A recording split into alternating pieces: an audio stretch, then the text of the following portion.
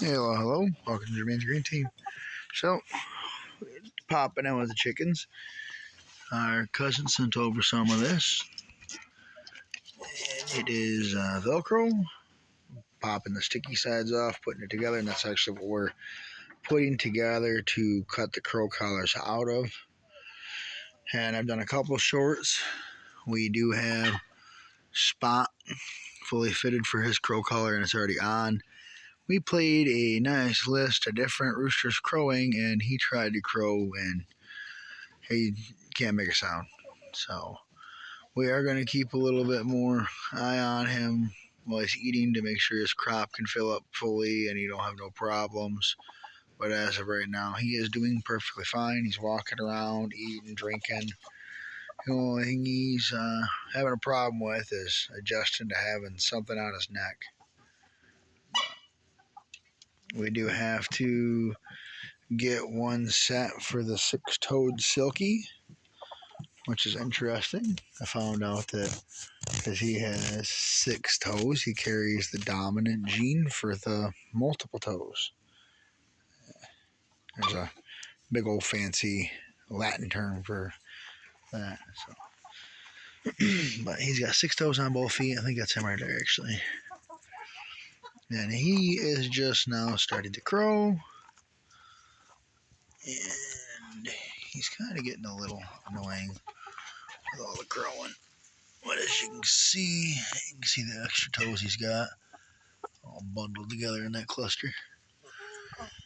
And then we probably will be keeping the one accidental rooster, the golden laced Wyandotte or Wyandotte, however they pronounce it. I've heard people pronounce it different ways.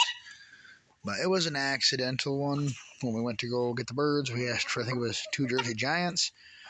And the gentleman, by mistake, ended up grabbing 2 Wyandottes for us, golden lace Wyandottes, him and her over there.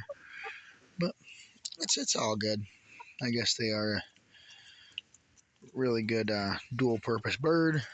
And just in case if our booted bantam and our silky do have an issue getting the job done with our bigger hens, we will at least have the golden lace Wyandotte to get it taken care of. And maybe we can use him to breed over with the booted bantam and the silkies if we have to get across a little bigger to do what needs to be done. But the barred rock hen is starting to get her colors now. She's getting some nice beautiful greens in. It's always nice. Freckles here are one of our lap birds. You come sitting down and she will come up sit on your lap with you. That's the reason why we really like the Americanas. They can be really skittish, but that's not a bad thing, because when it comes down to predatorial issues, if they're skittish, they're just better response to jump away from things quicker. So you gotta be a little more calm around them, which isn't that bad.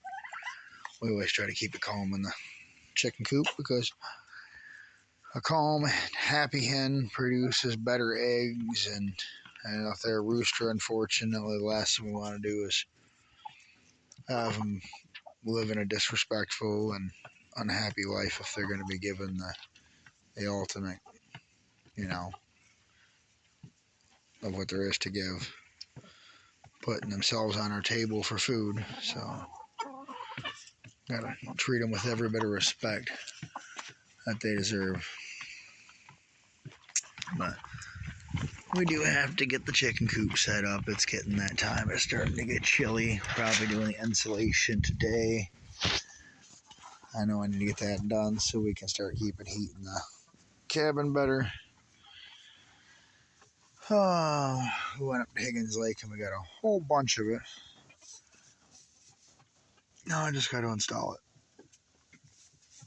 It won't be too hard over here in the loft area because we already got the loft floor set in the bedroom section.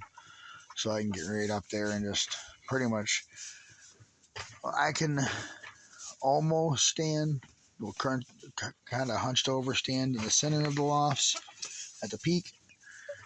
So, for the most part, just on my knees, kind of kneeling around, stapling up some insulation, and that'll do a dang good job. But, yeah, we got them some straw. They're in here just scratching around. I got the feed containers filled. We gotta get the watering done. But there's our 3 silkies. We got that little one, this little one, and this other little one. And then we got our big boy there. He's just now starting to learn his voice. We actually got to get a crow collar cut and fit for him.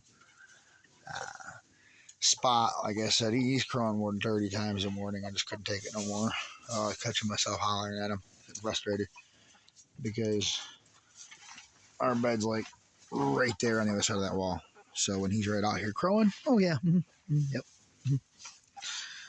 But it's best to have them right as close as they are, because being out here by the state land, it is higher predators, and if they're right by the bedroom, and unfortunately it is sad, but if a predator grabs one of them, they will scream out, and at that point I can come out here. Hopefully I can save them, but usually once the bird starts to holler and it's already too late.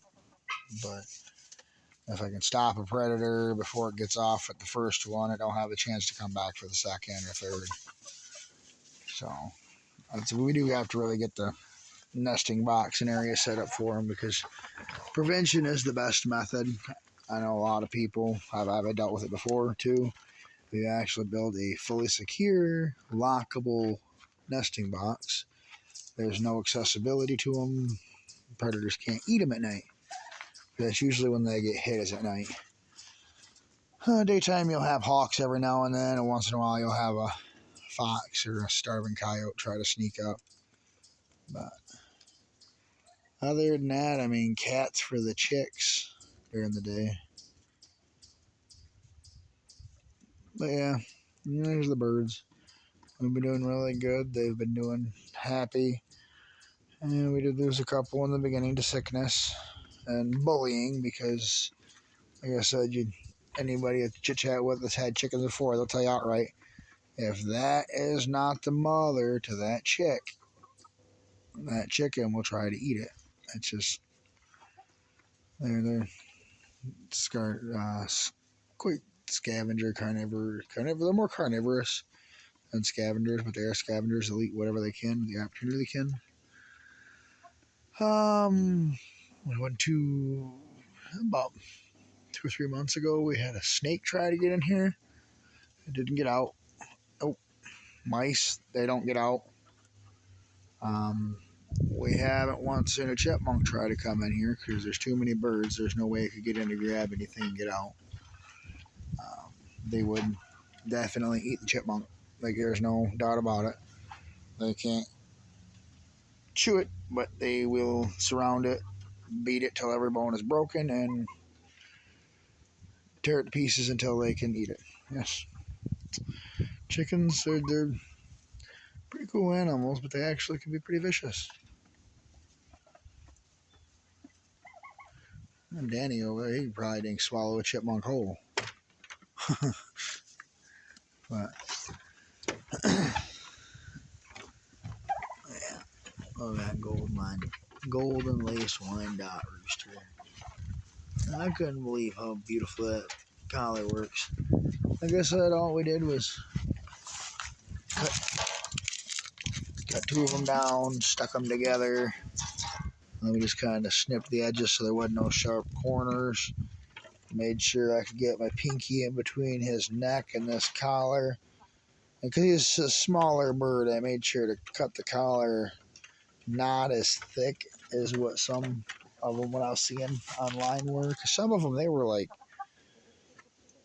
that thick, so we only made it about that thick for him, about half the thickness, the height, I should say, of what the other collars were. And I lifted his feathers and got it all in there. Like I was saying too, on the short with the birds, sometimes I found that if you actually have seen it, I believe I've seen it in videos when I was younger, handling birds, you can wrap them in a shirt or like a towel. Same thing with cats. Just the swaddling technique, it does kind of help mellow them out, because they kind of realize they don't have too much of an option. Only unless they're truly scared, they'll start freaking out. Like the puppy tried jumping up my lap, and then he did kind of get upset. But other than that, once he was swaddled, he stayed pretty calm. I managed to put that collar on him fully by myself by swaddling him. So they do recommend it 2 people, but swaddling can be your second person if you do not have one handy. So, and Rosie mentioned a name for her. I forgot exactly what it was, and I know the big buff Orpington hen is Buff, and that's the little one that's Orp. So we got Buff and Orp. I just think it's kind of funny. There's a couple of them we named and we'll name, but there still is a big list that we got to get written up, and the kids are gonna get to naming a few of these birds too, because they're gonna be sticking around. So, all right, well, we're well over 10 minutes now, coming up to 11, so we're gonna end it with how's it going, Danny? And remember, thanks for watching, and always keep it growing. Ain't that right, Danny?